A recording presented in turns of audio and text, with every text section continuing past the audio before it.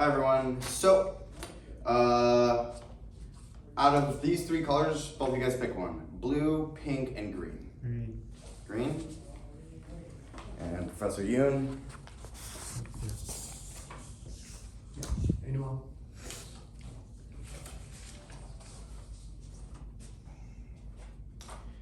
All right, so this talk originally was going to cover kind of ideas I did in a review paper my senior year at Berkeley as kind of an introduction into what I would like to do my PhD thesis on. However, this talk I later understood needed to be at the level of an incoming grad student, so we can't assume someone knows GR yet and QFT. So I'm going to also tag on a talk I did in 2018, 2019 for the math department titled GR with a Spin, Linear Algebra to GR in 20 minutes. I gave a demo of this combined talk because the idea was to start from the level of linear algebra, which an incoming grad student should know, get them to GR, introduce something called torsion, and then from introducing torsion, use that applied idea then at the very end of the talk to just show a couple of applications of it. I demoed this and it put everyone to sleep. It put two of my friends to sleep who know math way better than me, and whenever I've made a mistake in my homework, they're the ones that see the mistake on the math. I then demoed it to the cosmology theory professor, who's super smart, and he actually kind of, followed it. He liked it. There was only minor corrections. I have the general right idea, but he said he didn't like it either. Way too much math. It didn't put him to sleep, but it's going to put everyone else to sleep. So with that said, please do not fall asleep. Instead, ask me questions. Interrupt me at any point, and also for anyone that's more a theorist, this is not going to be rigorous. I can do it with rigor, but it requires using more technical language that needs to be introduced to audiences. So I'm just going to keep it more informal, and also you guys are free to interrupt at any point. I hope you just assume the audience who are interested in experimental physics. So even you introduce that some theoretical stuff, so let them try to have, based on that is what they can do, kind of a future planning of their experimental. Okay, yeah. Then I should definitely say that on the handout I've given you guys, on the inside of the single line space of page 6, we can see that there is actually a talk about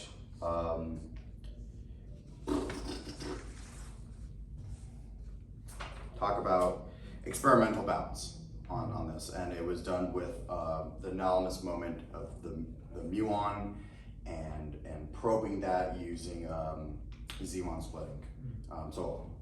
Okay, I'm going to start assuming that everyone knows at least some linear algebra, and we'll go from there. Okay, so general relativity, and I'll assume that everyone knows special relativity. So we want to be able to describe space-time, which is all lumpy. I like to imagine it like a cloud. A cloud is amorphous, it has lots of curvature, where it begins and ends is not very clear, but if you look at the macroscopic picture, you can say some macroscopic things about it. It has some properties, right? So similarly, space-time, you can think of that. And in mathematics, without getting too deep into it, mathematics describes this with a manifold. The idea being that a manifold has something known as a diffeomorphism. Diffeomorphism is a very fancy word for being able to be one-to-one, onto, and having calculus. So the idea being that sometimes, let's say we want to say where we are in this cloud. This cloud may have 3 coordinates, right? So I would say some point on this cloud goes to some number in the reals, maybe R3 for 3 coordinates. We're in space-time though in GR, so let me change this to 4. I need a symbol to represent this. and it's called a map. Some people call it a chart. The theory cosmology professor and I yesterday talked about the merits of calling it a chart or a map. This is not important. So, it's a map. And from this, I said a diffeomorphism, not an isomorphism. Those are fancy words, once again, for just saying we have some nice function, and that calculus will work. So I can take some flat plane, some locally flat area of this, and this allows me to do some nice physics and some nice approximations. I think everyone's well familiar as incoming graduate students to the ideas of approximating a locally flat potential. Great. So how do we actually do this? What is this? How do we actually describe an amorphous thing in nature? We can maybe detect it somehow, right? We could do LIGO or whatever, and somehow get numbers, right? This map, as it's so named, needs a couple of objects covered first. So the first one is going to be called a vector. A vector, VI. I'll just write it down. Is the same thing as this.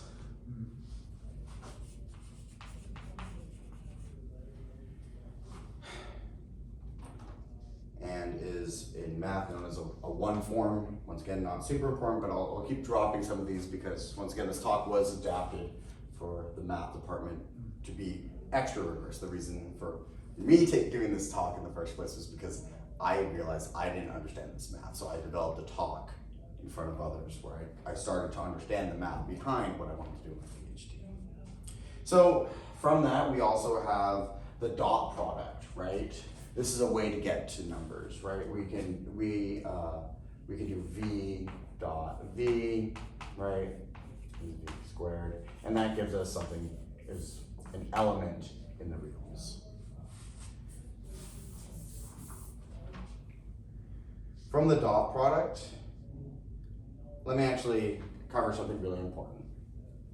From the dot product, normally we write v dot w is equal to the sum of I, vi, wi.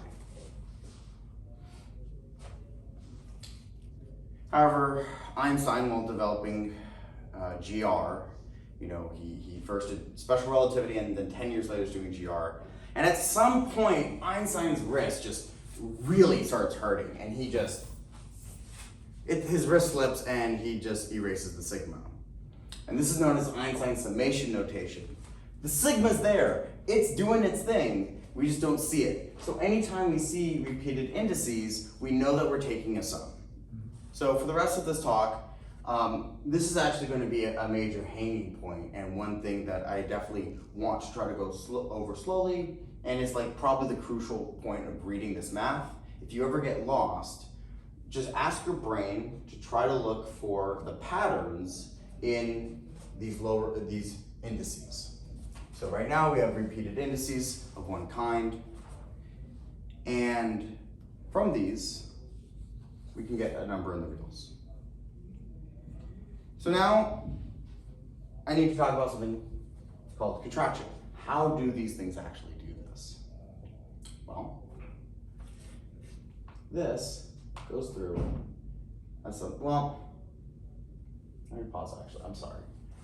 Next on my list actually, I'm being ahead of myself, is dual vectors. All right, so this is one of the parts where I'm going to deviate very strongly from the talk I gave to the math department and make this very accessible in just a metaphorical way. Everyone remembers from linear algebra how there's the null space, right? And there was the row space and the column space, and the column space and the row space, the product of it gave you some vector space, et cetera, et cetera. Okay, so at this level of differential geometry, we need to introduce something called the dual space. I'm going to tell you that the dual space, if the regular vector space, this one, is matter, the dual space is antimatter. It has almost all the same properties other than a few sign changes, right? Just like matter and antimatter. And when matter and antimatter combine, what happens to them? What happens? What's the product of matter and antimatter? Gone? Annihilated? But matter isn't created or destroyed, or so what happens to it? I don't know. It becomes energy. So we get matter and antimatter, the product of two things goes to some scalar field. Very similar to this. So the idea being that we can go, I'll define this as VI is an element of the reals. You're going to see it time and time again throughout this entire talk that we're going to be continually trying to get back to the reals. And the reason for this is because all of this should be a physically determinable theory with actual predictable outcomes. Great, so how does this happen? Well, now I need to introduce a two form. So these were one forms, and now there's a two form. The two form having two indices. In terms of the idea of tensors, this is the idea of different definitions of tensors. The joke being a tensor is anything that transforms as a tensor. And that joke is planted in my talk, don't worry, theorists. But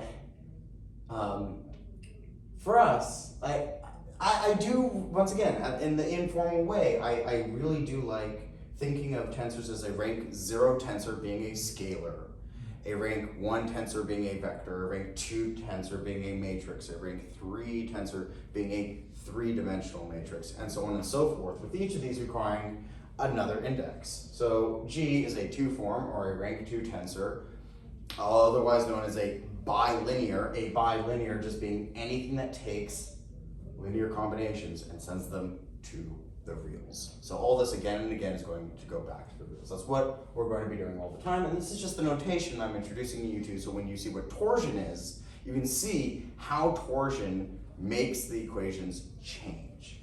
So we want to define this, right, as doing VI, GI, JI, VJ. These indices are shared, so we can contract them such that we get VI, VI. Cool.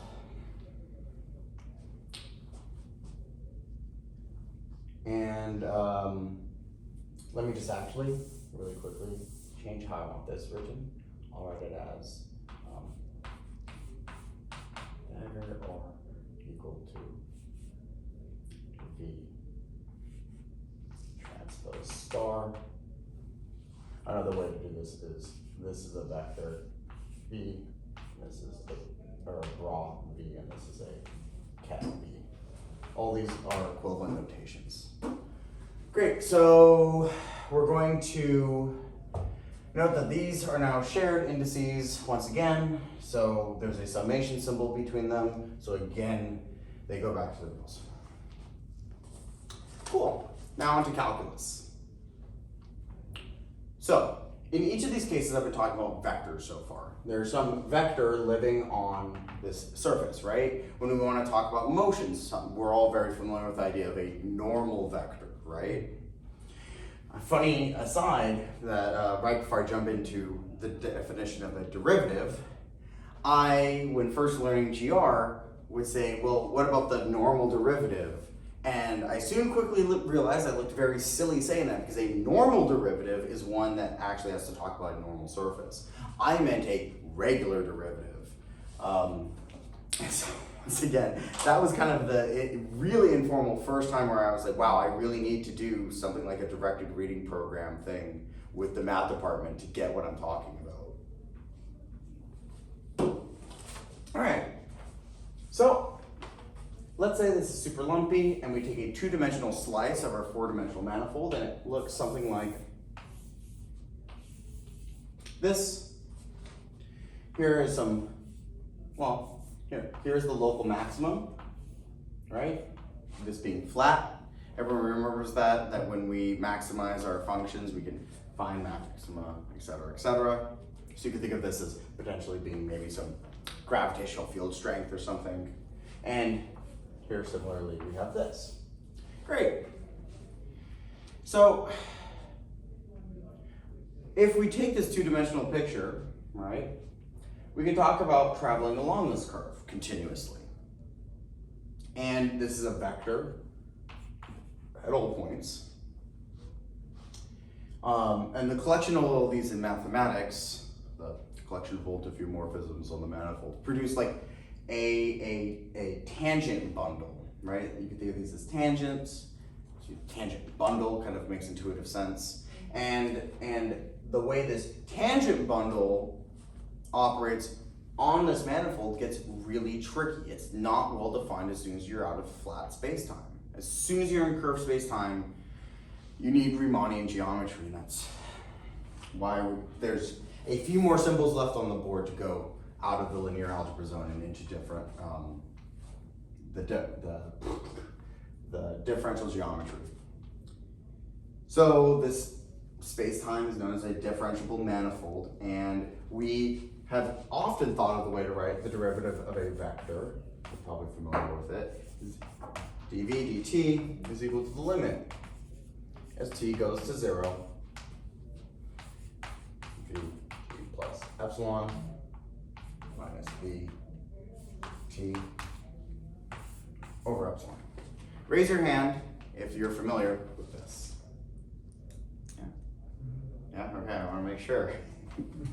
So, this won't work. This is what when I said normal derivative, this is what I was referring. This is a regular derivative, and this just won't do on multiple vector spaces. The way to maybe think about this is that we're moving along a manifold, right?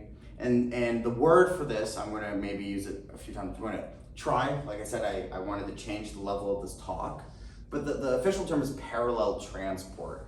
But it just means that these vectors could move, but a completely different slice. Let's say this one is going out of the board. I'll try to draw it like that, and it looks like that. It's, you know, and look, this is not continuous. Does everyone see? I hope the recording can show too. Let's say this is out of the board. I'll draw this is going that way, and it terminating as into, and this is out of. Okay.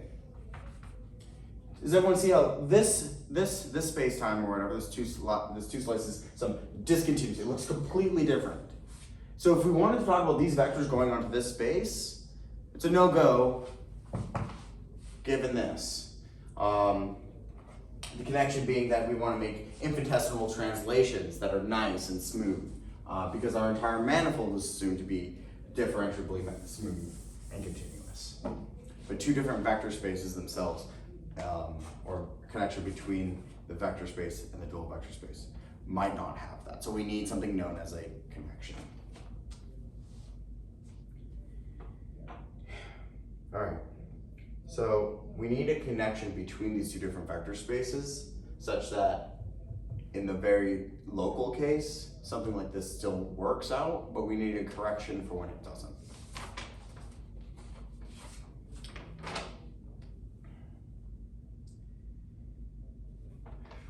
Yeah, the math, for anyone that does want to know the math terms, it's that we can use a pullback to form a one parameter family of diffeomorphisms, allowing a connection or a mapping between our vector space and our dual vector space. So to put it in very conceptual terms, I've introduced a vector space and a dual vector space and a product between the vector space and the duals that maps to the reals, right? And in doing so, I need to talk about how that actually works and how calculus actually works there. Because it turns out that with torsion, there's products out of differentiation that have become super important. And I'll actually give you a teaser right now, just to keep you guys engaged. I just want to point out that if you notice, the number of indices go up. And when I do go to the slides later in this talk to actually talk about the paper, it's really important to note that Einstein, I quote Einstein himself notes that the Riemann tensor is not the mathematical version, but like it's built out of two partial derivatives. You keep slapping on derivatives, and that's how you build extra indices onto it. And it's that structure that allows it to describe things as a second order PDE, which we naturally find in nature. So it is tantamount to understanding how this calculus can work on the manifold, because correctly doing calculus allows us to add these extra indices to describe dynamic spacetime. Could Great. you Yeah. say again, what is this, the G tensor? Great. So G is a matrix, right? You've often seen it in like E&M and stuff. The Minkowski metric is -1, 1, 1, 1. With zeros everywhere else. And so G is just the metric, and the way I describe the metric,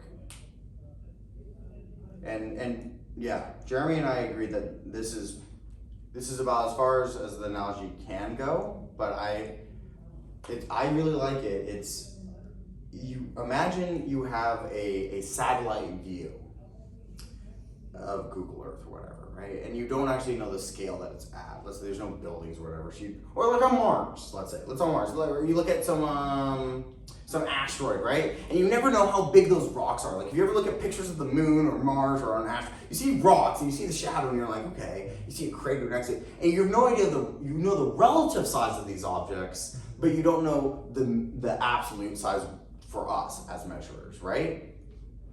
So the metric is the correct mathematical way of laying down a grid space. So if you guys remember grid paper, like for kids, like there's little squares everywhere and each square is a centimeter large, right? So laying that down on top of it, you immediately can count a number of grid squares, right? There's the ability to count. The metric is a bilinear, a matrix looking thing, a two indice thing that maps to the reals, right? So a bilinear that allows you to take a vector and go to another vector. A bilinear vector to another vector, so it allows that as this, like how the identity matrix does its thing as well. If you multiply a vector times the identity matrix, it gives you another vector, the same exact one, right? So it just does that. And what it does specifically, what it will be doing in terms of the math is allowing you to define angles and allowing you to define length. And so in my mind, that's like laying a grid square down, like a set of grid. I hope I'm being clear. No? Yes? So it transforms from the one ket space to the broad space. Yes, yeah. So it's a specific matrix. Yeah. Okay.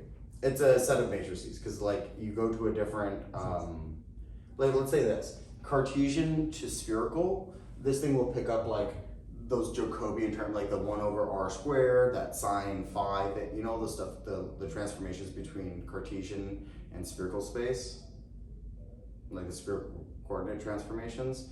This thing will pick up that. So yeah, it's a set of matrices that just allow you to transfer between coordinate systems and just allows you to transfer between bras and kets. Yeah. Okay. So this derivative is not going to work. So I need to introduce something known as the covariant derivative. This being known as covariant form of vectors. So the covariant derivative we want to write as having this property.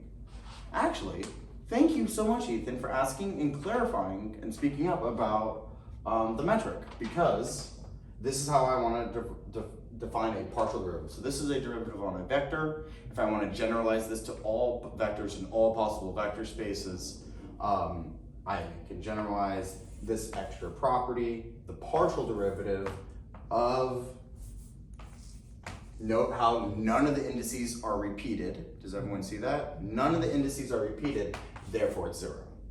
Which should make sense. If you're taking the derivative along an orthogonal basis that is perpendicular to all terms in the other thing, of course it's 0. The derivative of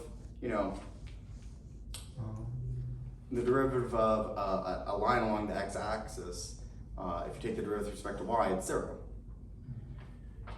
So with this extra condition, I'm going to write something on the board, and then I'm going to start explaining. This is where the yarn is gonna start to unwind, and where at this point it's going to go to, and this is this is the balance of this type of talk. To go slowly is to make sure you guys understand, but I don't want to bore you with minute details. But if I go too fast, originally this talk was only 20 minutes. I know I'm going way too slow for that now. So back then it was so short that like you could just sweep the details under the rug and no one would notice. So make sure to call me out. Even though in my case, I don't understand it's the whole details, but if I can follow your kind of a flow, Yeah. and that's something which I want to catch from this. And also, especially this one, after you do this kind of, description. Yeah. Well, this is like a language. And then, how are you going to describe if we need to, the physics is experimental physics. I mean, the experiment, the subject. So we have to prove or something. Yeah. And then how are we going to apply what you said? That's what I want to hear. Okay, all right, fair enough. All right, so I'll go a little bit faster then. I'll start just deriving stuff, and hopefully it doesn't get too boring. I'll start just saying the type of stuff that I think is important, but to keep yourselves engaged, while I'm just on the board deriving stuff, stop me and ask me to like explain certain things maybe. Well, not necessarily you have to derive all that thing. Yes, you can have some Yeah. final result, and then you can say how we can apply this prediction or something is theoretically approached, as a parallel in experimental how we can. Of course. Yeah. No, when I said derive, I meant I'm gonna write the few terms that are important on the board, but it's in tensor notation, so I'll take a second. So partial derivative is 0 with the metric, right? If they don't share terms, and this allows us. So these are equivalent. This is just with a single variable. This is with 4 variables. And so, not good.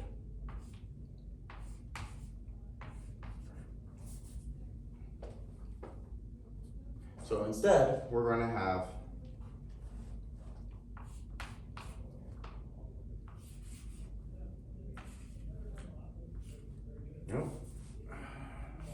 sure it's going to come untucked anyways.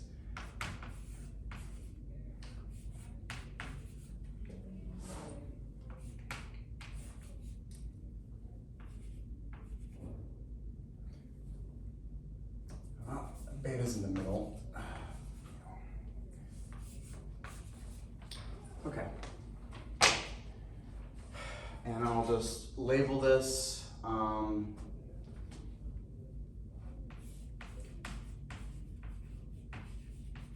Can you guys read this? Covariant derivative. Okay? So now this is going to be our symbol. Cool. And it's going to change a little bit later anyways, but I need to find a different word than derive, but to show the steps to get from one spot to another. Great, so I've introduced this symbol gamma, right? And gamma is super important. For a long time, before I took GR, even after I took GR the first time, taking graduate GR with Jeremy, where I finally realized, I was told, I always think of the Christoffel symbol as defining curvature, and it definitely doesn't. It doesn't. That's the Ricci scalar and the Ricci tensor. However, once again, this is more of a formal talk, so I'm letting you know that this symbol, this Christoffel symbol, really, when you're talking about how this manifold is not flat, the Christoffel symbol is the guy behind the curtain. So this Christoffel symbol, and this is where pretty much it's going to be just a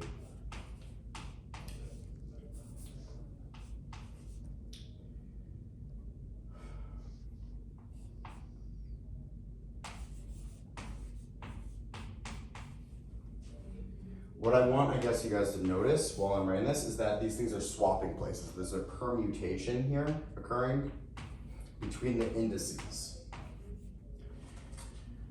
Great. So notice this G is raised. So this is our, I can't say the word normal. This is our vector space. This is our regular vector space, and these are lowered, so these are the dual. And where this, if everyone can see that there's a comma, this comma has the alpha here, a beta here, a sigma here, and the rest permute around it, where alpha, beta, comma, sigma is shorthand for d sigma g alpha beta. So let me write that a little bit nicer. Delta sigma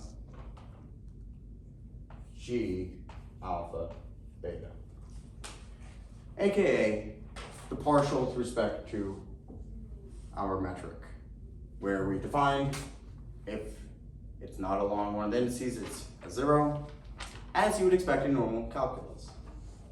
Great. So this thing basically talks about how our metric in different areas, in different vector spaces in our manifold changes. I'm going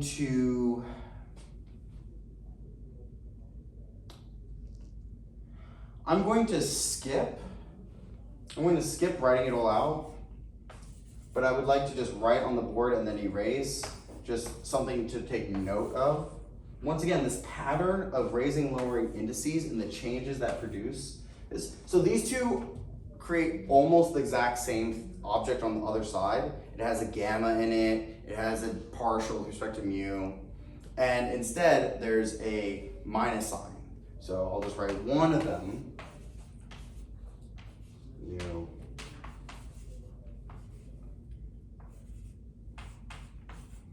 And then for this one, there's a minus sign, and some of these indices are raised versus lowered, which I'm going to skip over because Dr. Yoon wants me to get to the experimental part, which is a little bit far away, and I'm cutting it on time. So, but I want everyone to just notice this idea of this raising, lowering of indices, this permuting of indices creates minus signs, which suddenly make things not very easy to factor. As everyone well aware about separable equations, right, and non-separable equations, and terms like that. So that's just something to point out.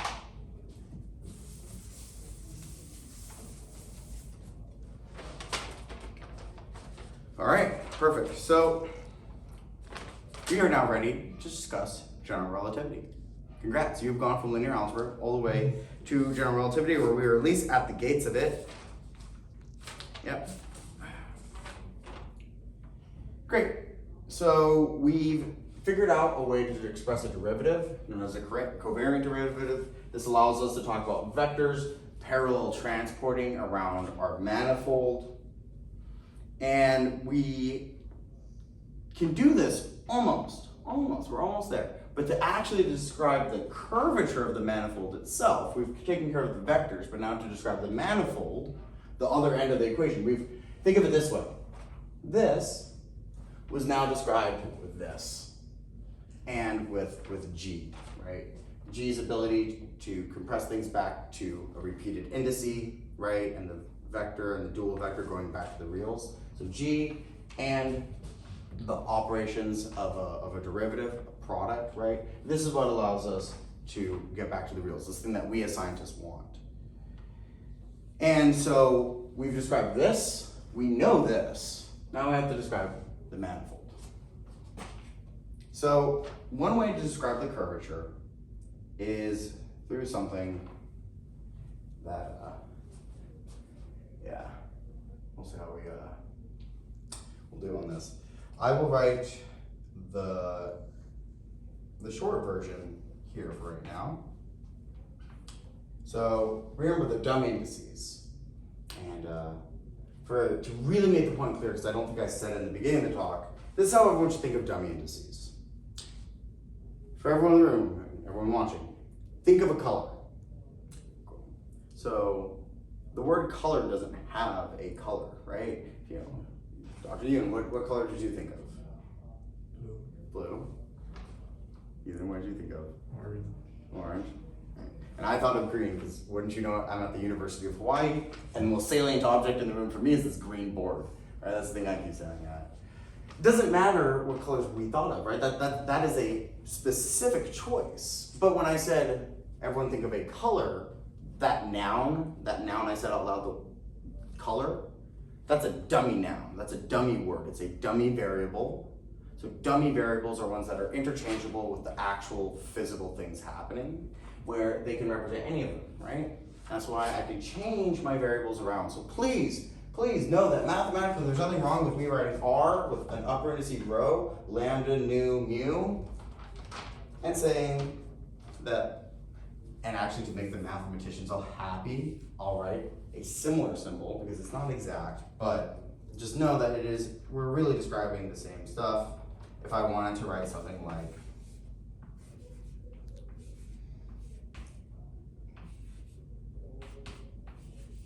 it's just that to be mathematically correct, one should just write this in all lower indices almost.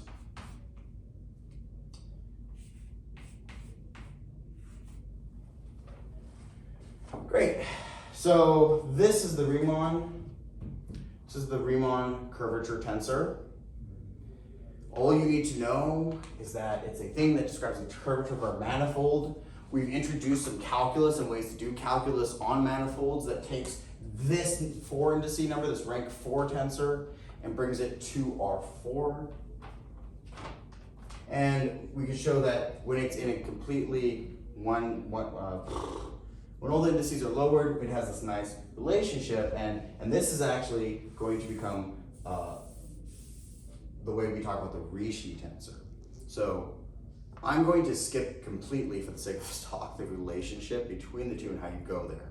Well, let's just say that the Riemann tensor describes the curvature of your manifold, and the Ricci tensor also describes the curvature of your manifold, and they're both represented by R, and so you're just going to pretend they're very close to the same thing, and we're going to brush that under the rug for, it takes me about 8 minutes to describe the two of them, I feel like, without making mistakes. So we're just going to say that they're similar. Riemann, Ricci, don't worry about it. When I gave the demo presentation, this was the major hang-up, so we're just gonna, don't worry about it. It's not a super important point if we don't all get it. Like, just Ricci, Riemann, they all describe curvature, and what's important here instead is I want people to notice that it has a few properties. Specifically, one of them, I'm going to erase this now, because we don't want to need it.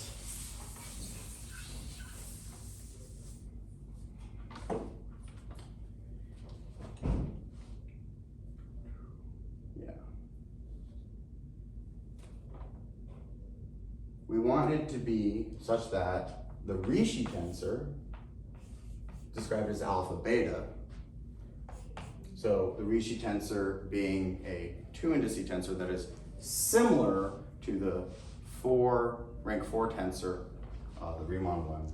The Ricci tensor has the property that you can take the trace of it very nicely.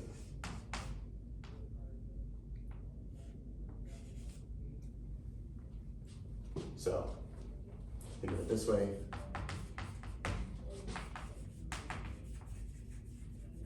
Okay. And this is not perfect, but any questions on any of this so far yet? Cool. So all we're doing once again is just getting ourselves to the point where we can describe how a curved manifold produces realizable numbers. And we're going to figure out then, when we introduce torsion, how these real numbers are actually going to change due to torsion. So we need basically this allows us to do a special thing with this, where we can write do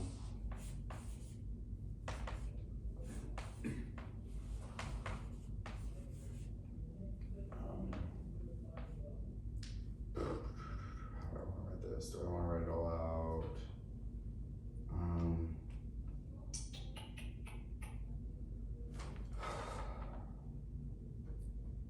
Okay.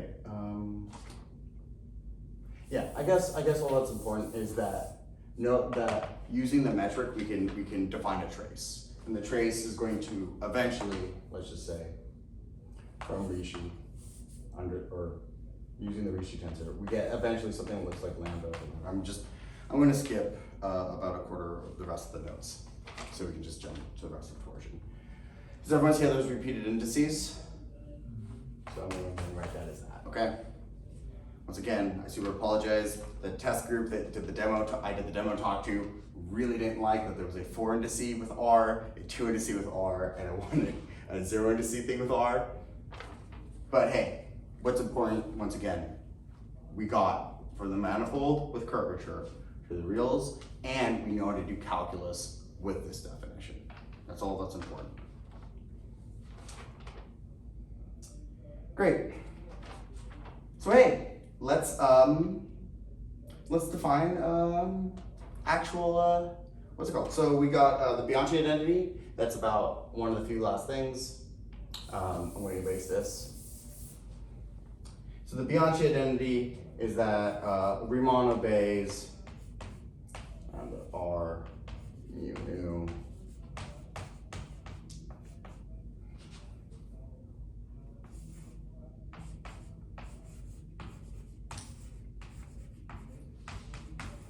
Cool.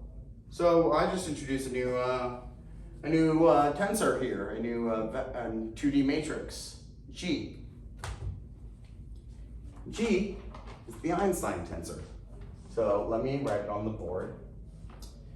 Down here, I guess. Because I realized that some things I can't erase them, and I'm worried about erasing important ones. But we're now comfortable with Rishi and Riemann, to some degree at least. G, okay. Where this G is a label, I believe. Yeah, it's a label. But note, we have, great, cool. So the Einstein tensor is basically a tensor which helps us describe the curvature of space-time, and it relates it as physicists, not just for our mathematical manifold, but the curvature of space-time to actual realizable variables that we can use. Great. So we can finally write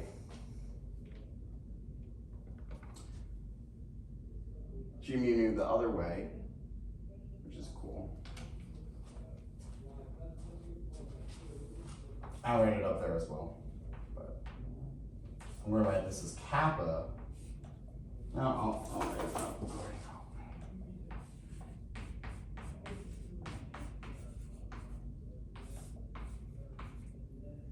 And I am realizing now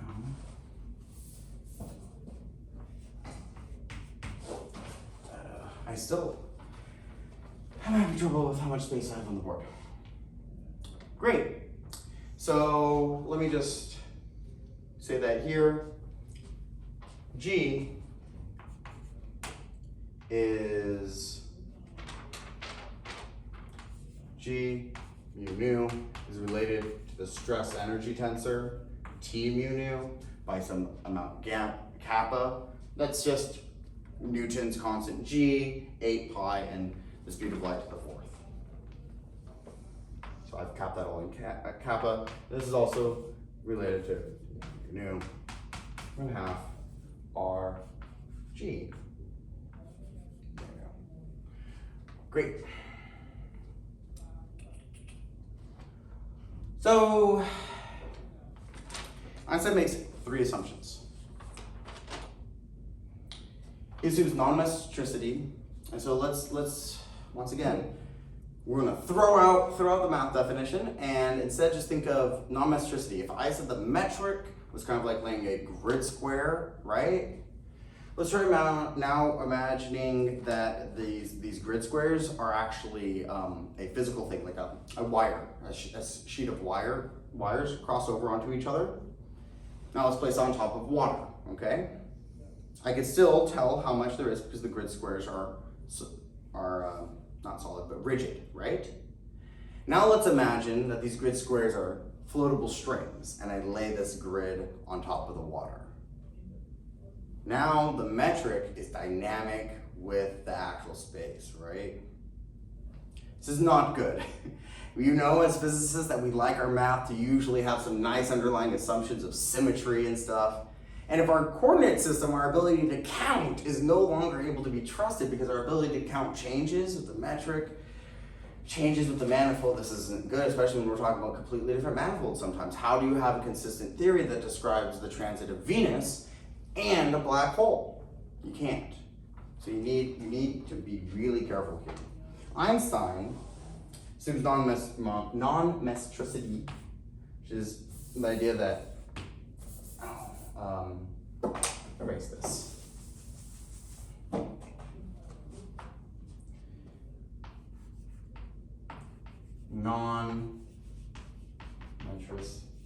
Non-metricity, such that Q, which once again, we're just going to completely gloss over what, it's not super important what exactly is happening in the math, as Jeremy was kind enough to point out. I should not focus too hard on that.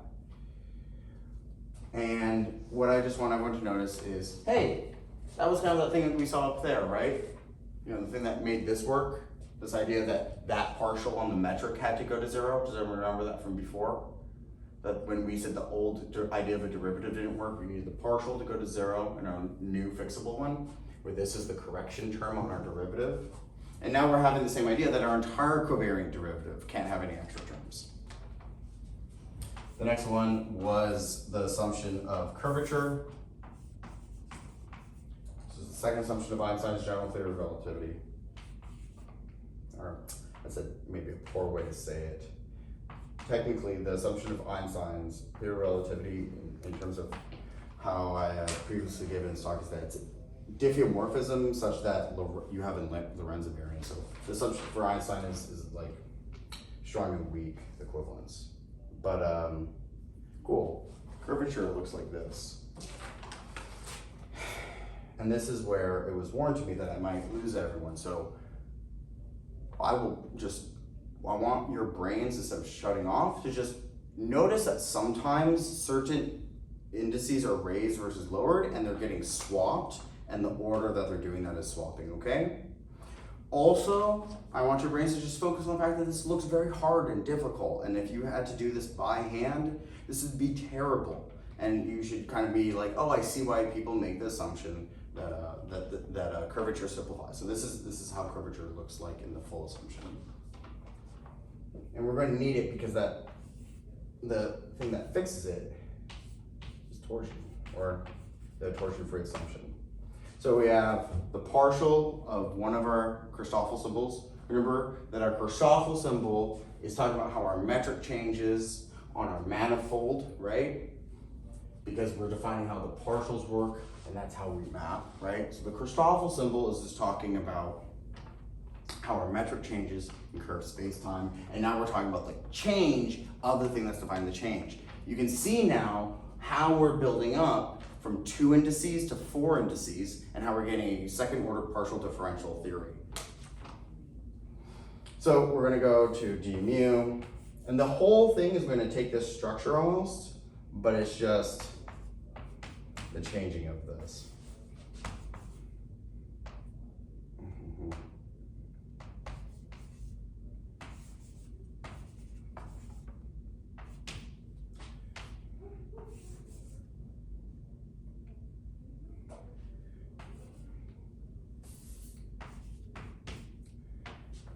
I believe this was closest on that one. Yeah, it's really annoying to write this out because I really don't want you guys to necessarily focus on it too much, but technically the order of these indices matter such that I think I have to write,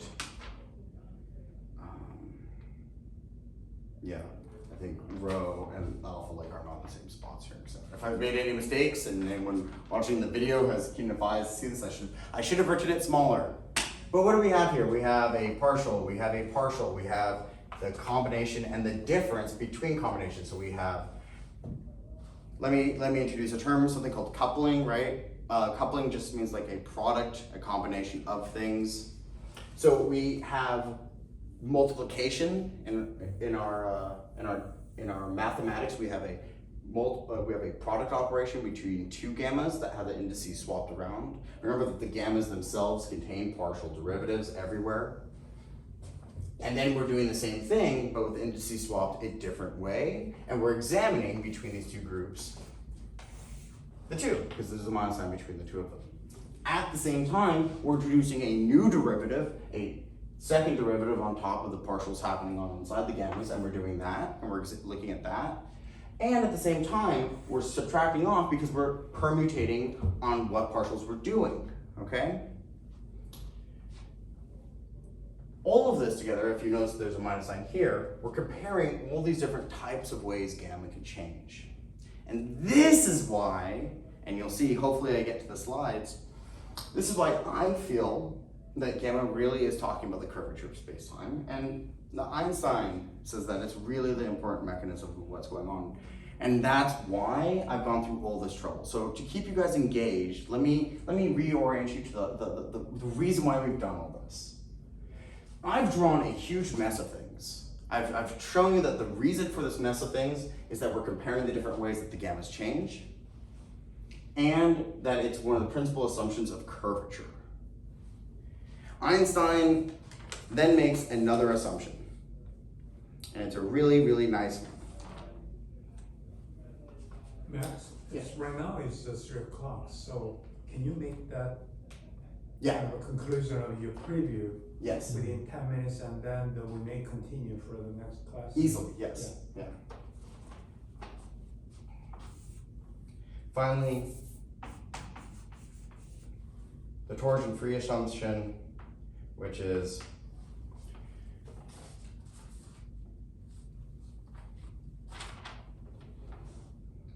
that, I'll write it down this way.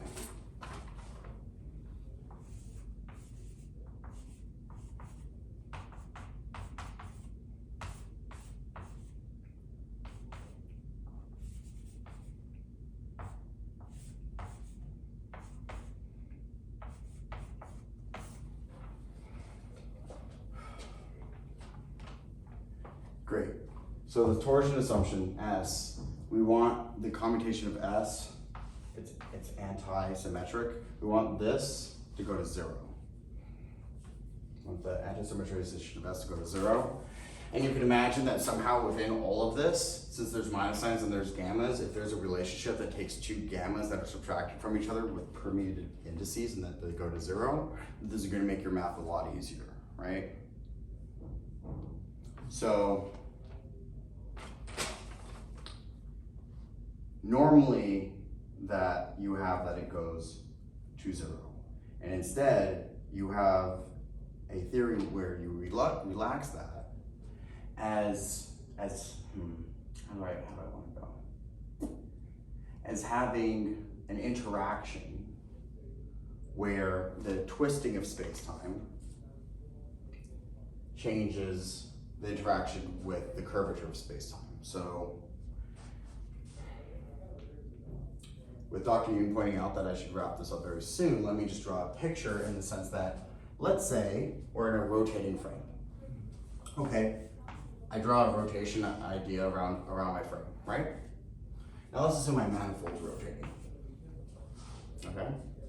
Now let's assume that that is the static case or the non-dynamic case, and that with the stress energy tensor implying that energy and momentum present and not having a vacuum changes space-time. Now let's understand that motion, that physical objects moving with mass and velocity change this dynamically. To do either of those two things, the twisting of the manifold along with the twisting of your coordinate systems requires torsion. That is literally what torsion is. It's where this doesn't go to 0. And to really describe general relativity in a truly dynamic sense, you need that. To get to the point of where I would like to get in, if I had 45 more minutes, would be that it turns out that this is directly tied to quantum spin.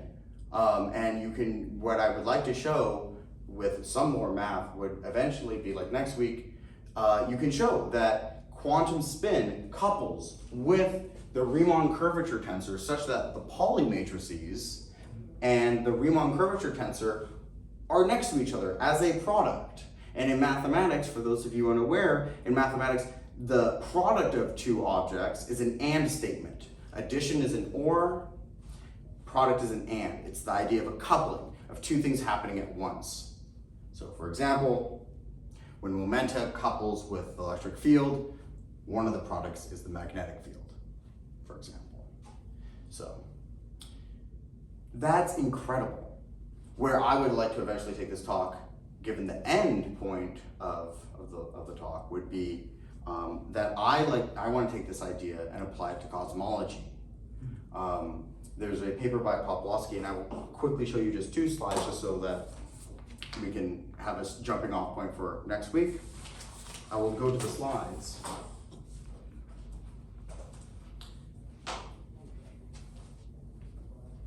And I'm not sure exactly how it's going to show up. Oh, I have the, great.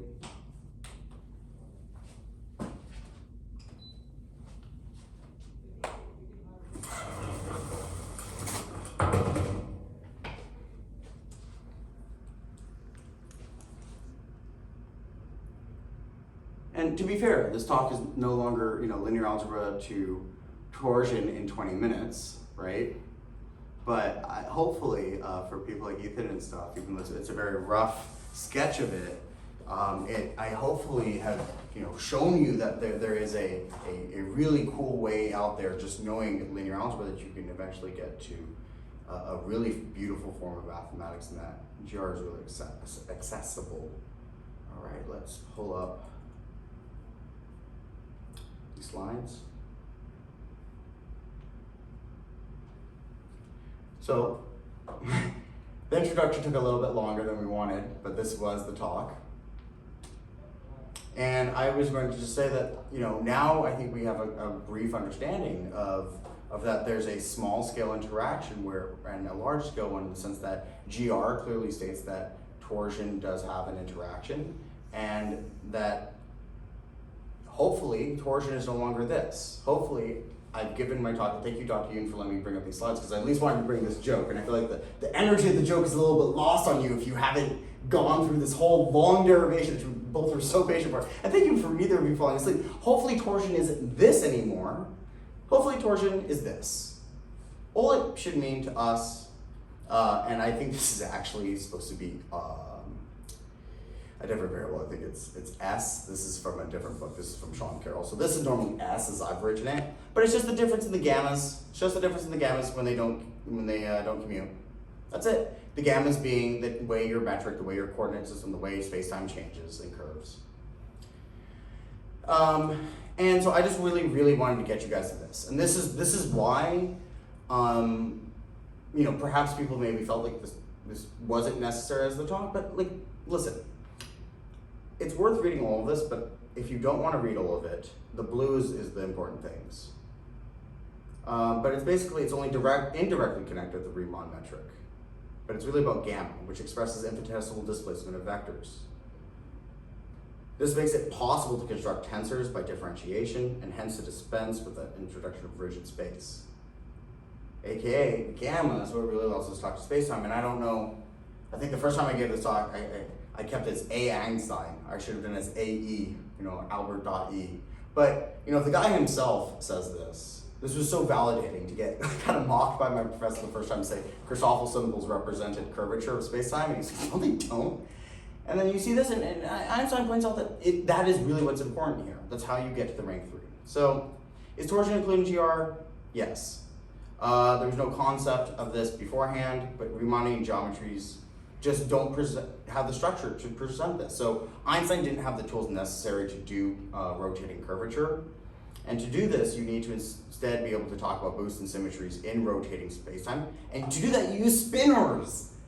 And that's the connection to QFT. So the result of adding this is something called a Riemann-Cartan geometry that I'll get into the details of, which in this paper and that talk, but the idea is you're in an affine connection, which is like the idea that you're in a coordinate system with zero origin. There's no origin at all.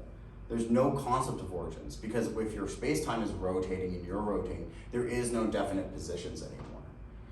And then the other thing is that torsion is a variable of stationary action that's coupled to space-time with spin.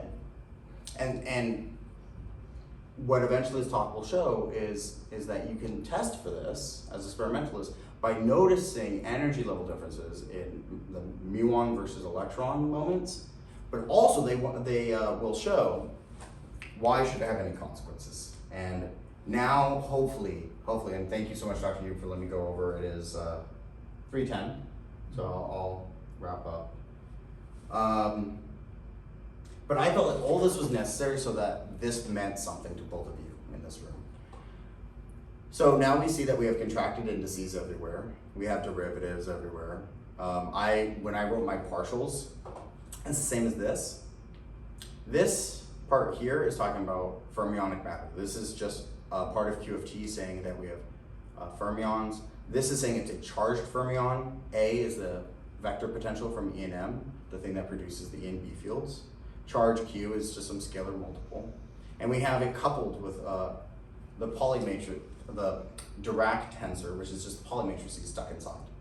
And this right here is hyperfine splitting. That's where that comes from. The moment of the electron, right? Nuclear magnetic moments. All that is described here in terms of Q of T. Then we have the mass term. Of course, we all like to have our fermionic matter be massive. And then the authors get to show us that we have a coupling between the stress energy tensor and spin, and that they allow one free term in their theory to capture maybe this interesting behavior that we should expect from this interaction, just like how Q is the interaction of the vector potential with spin, aka what allows you to get hyperfine splitting. Now we have L, and L is going to be this length parameter that talks about torsion. And this beautiful idea is that you have this idea that as something spins, there's an effective radius of how much that spinning should affect things, and you find that well, let me first say this. You find that torsion vanishes outside of mass, so you have to have some radius where it's effective. And there's certain ways that it turns out that it actually doesn't vanish.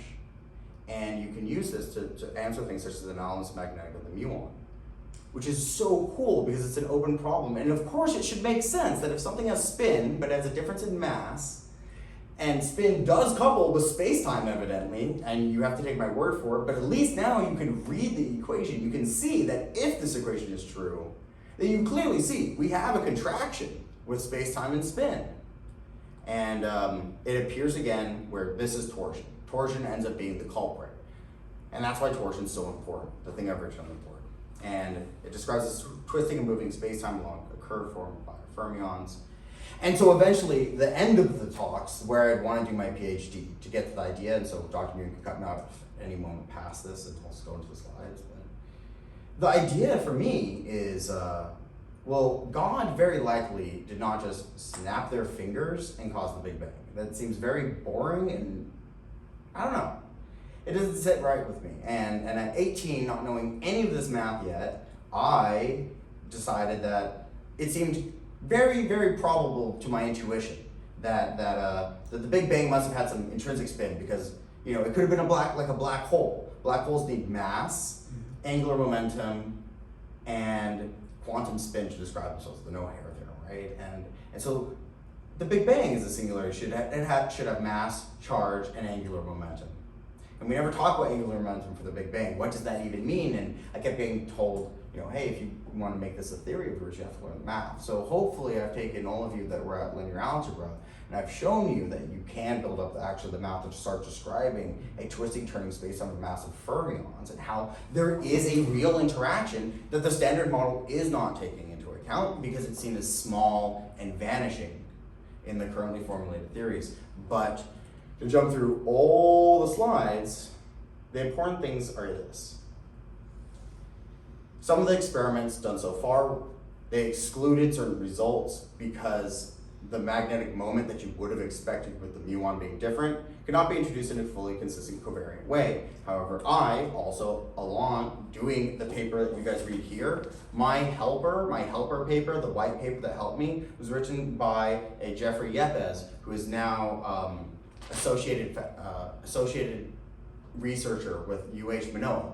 He was one of the reasons why I actually came here for graduate school, because his white paper on Verbene field theory of curved space, I hope everyone can read, but I'll read it out loud for the video. To date, one of the most important applications of Verbene representation is for the derivation of the correction to the four-spin or quantum field transported in curved space, yielding the correct form of covariant derivative. So hopefully now this is not just mumbo jumbo. We needed to have parallel transport in a twisting spacetime. This does not work. Normal spacetime has a weird derivative. GR corrects for that. A twisting spacetime introduces torsion, which Einstein assumed to be 0. We now need to correct for that. Experiments so far keep publishing stuff that say we don't know how to do this, there's not a way to do this. This guy has a way, and I gave you all a printout. And then the final thing is, what is a blazar? A blazar for experimentalists, or for someone that isn't experimentalist in astro, is a black hole which is shooting out beams of gamma rays and supercharged particles, and that's it. It's a blazar is also known as a quasar. A quasar is an object which has an active black hole in the center. This active black hole has matter flowing in, some of it's charged. The twisting of the black hole with the charged matter produces intense magnetic fields. These magnetic fields accelerate these particles, the ones that barely fall out, because for every particle that's falling in, there should be so many that almost fell in, but just had enough escape velocity to leave, right? And so these form a twisting motion.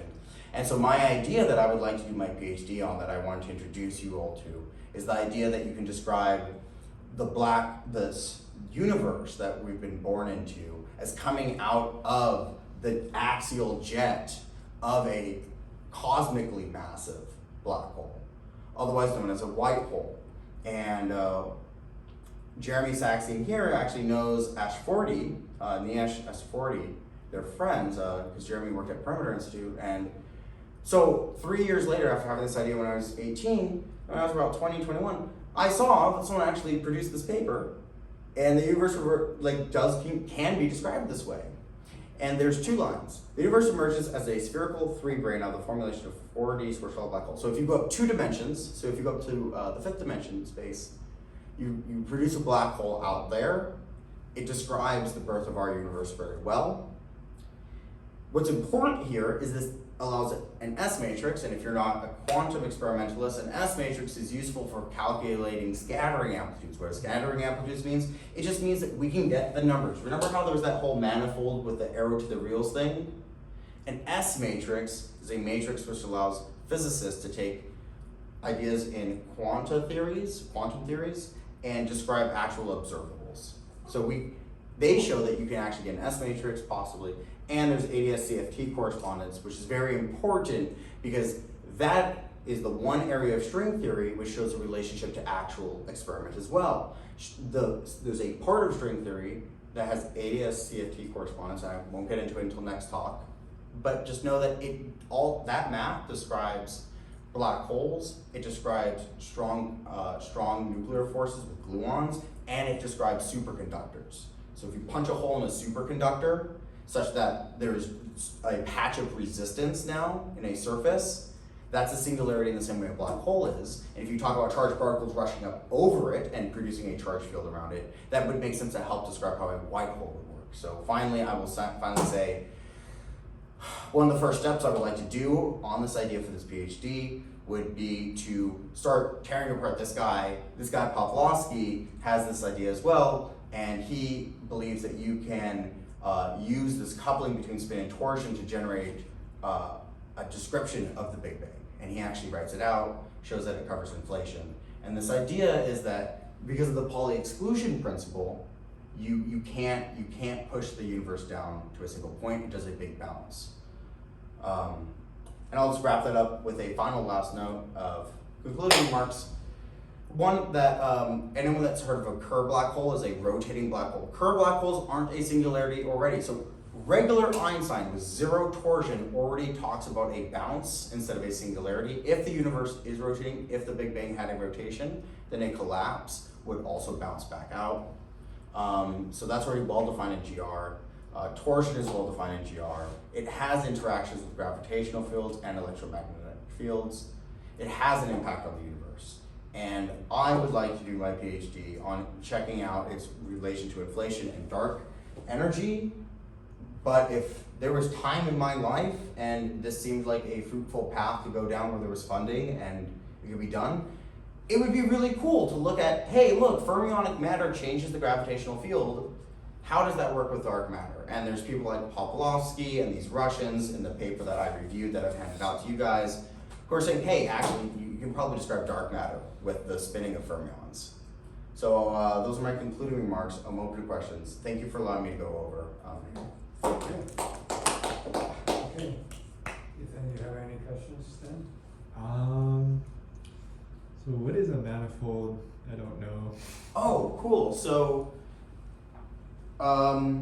addition and multiplication are an operator, right? Or an operation, right? Yeah. And I could talk about let's turn this off. So I don't have it itemized. By the way, for the fact that it's recording, I will just simply say also that that this may be kind of wrong on some of the details, so I would need to pull up Wikipedia just to make sure. But I'm going to give you the rough thing. So I might get some of the nouns wrong, but generally, the reals we can call a field of numbers, right? So a field. And a field of numbers, if we imbue a field of numbers with addition and multiplication operations on the field, forms an algebra. All right, so that when you have a field with an algebra, that's known as now a topology. And so now that you have a topological object, if you have a topological object with something known as an isomorphism defined on it, it becomes a manifold. So let me rewind really quickly and go back to that. Topology, field of numbers, normalized numbers. Just imagine like all the numbers you could think of just in your head, just everywhere. It's very funny because I actually realized that some people can't imagine things in their minds. But field of numbers, addition, multiplication, topology. Now I want to be able to talk to another space.